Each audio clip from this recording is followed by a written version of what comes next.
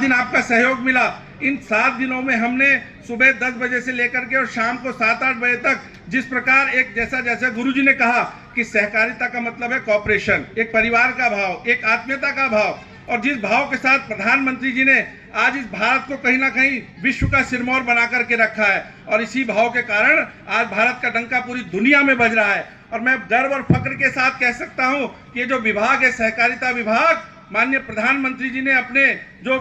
विश्वस्त भी हैं, करीबी भी हैं, और कहीं ना कहीं पहली बार केंद्र के स्तर पर इस मंत्रालय का गठन हुआ, और माननीय अमित शाह जी ने जब से इस मंत्रालय की कमान संभाली, और हमारे यहाँ हमारे जो इस उत्तराखंड की माटी के लाल हैं, हमारे विकास पुरुष हैं डॉक्टर धन सिंह रावत जी, उन्होंने भी जब इस मंत्रालय को संभाला तो निश्चित रूप से आज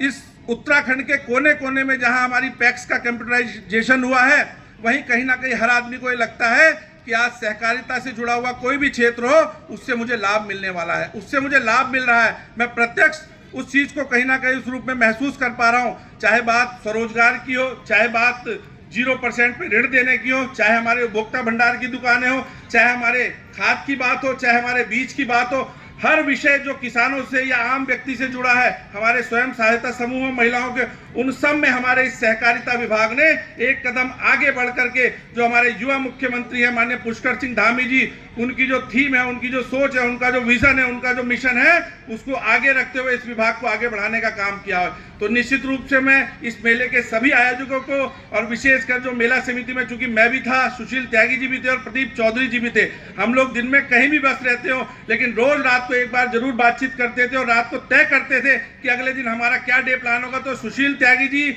और प्रदीप चौधरी जी को बधाई देते हुए, अपने दोनों अधिकारियों को, जीएम साहब को और मैडम को बधाई देते हुए, मैं आप सभी के उज्जवल भविष्य की शुभकामनाएं देता हूं, और ये मां गंगा से प्रार्थना करता हूं कि जो 7 दिन आपने सहयोग हमारी सरकार को, हमारी पार्टी को, और कहीं ना कहीं हरिद्वार के उन जनमानस को दिया है, जिन्होंने एक हफ्ता लगातार आकर के इस मेले में अपना सकारात्मक सहयोग दिया है, उन सब की ओर से मैं आप सबका धन्यवाद ज्ञापित करते हुए मैं मेरी बात को समाप्त करता हूं। धन्यवाद। बोलो भारत माता की। बहुत धन्यवाद। अत्यंत